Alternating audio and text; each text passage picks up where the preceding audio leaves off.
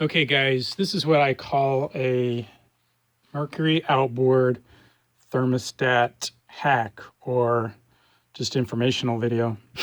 This is your thermal actuator inside of your thermostat and the thermostat housing.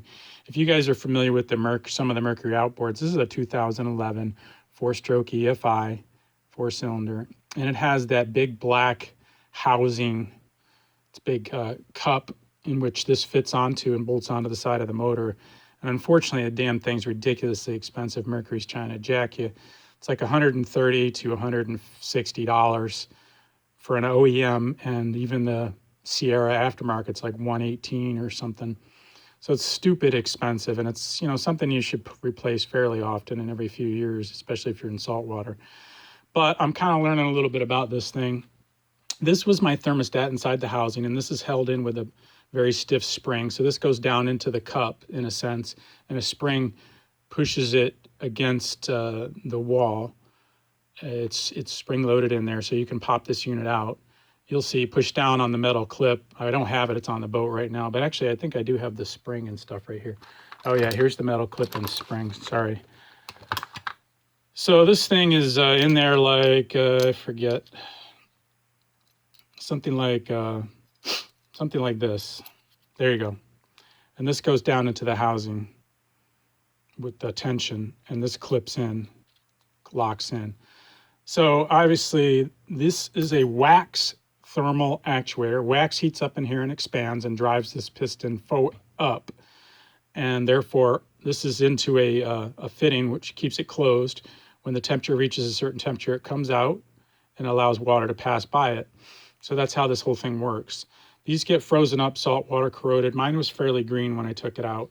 What I did was I wanted to just learn more about it. I already ordered a new one, but I decided to play with this one, see if it did work. It was frozen open, so I was only getting a coolant temperature of like 99 degrees on a regular basis. And then it was doing some weird things. Once in a while it'd read 160, then it would read 200. So obviously it was sticking all over the place. So I got the lime away and I soaked it in a little plastic cup with a toothbrush and scrubbed it, got rid of the green, and I then decided to do the test. You can put it in a pot on the stove and you can, run up the temperature. And I used my laser temperature gauge, make sure I didn't overheat the thing, but I threw it in there, heated it up, and sure enough, this is a 120, I think, to 150 actuator, which is printed on it somewhere on here, a couple places. And sure enough, at 120, this was frozen out before. It was all greened up and stuff. So I soaked it in the lime way, scrubbed it clean. And then I put it in the hot water, watched the temperature with my laser gauge. This piston drove right out to about here.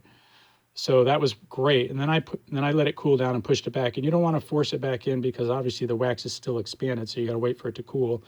Then you can push it back in. I used some wood blocks to push it back in so I didn't poke a hole in my hand.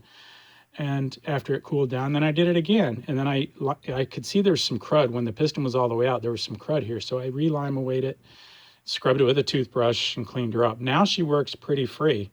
So I'm going to put her back in while I'm waiting for the other part to come and play with it and read my temperature settings on my motor when she's running and see if I got her back functioning. I think it's might, because I think these things are fairly hardy, obviously. So I'm going to give it a shot.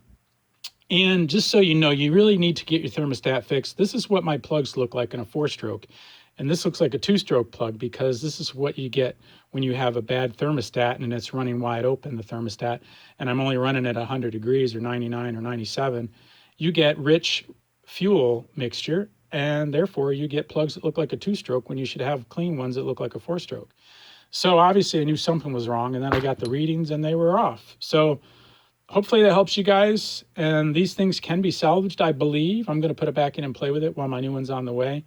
I spent $133 plus tax from Amazon, free delivery on my thermostat, OEM Mercury. So hopefully I'll have a spare. Talk to you guys later. Good luck.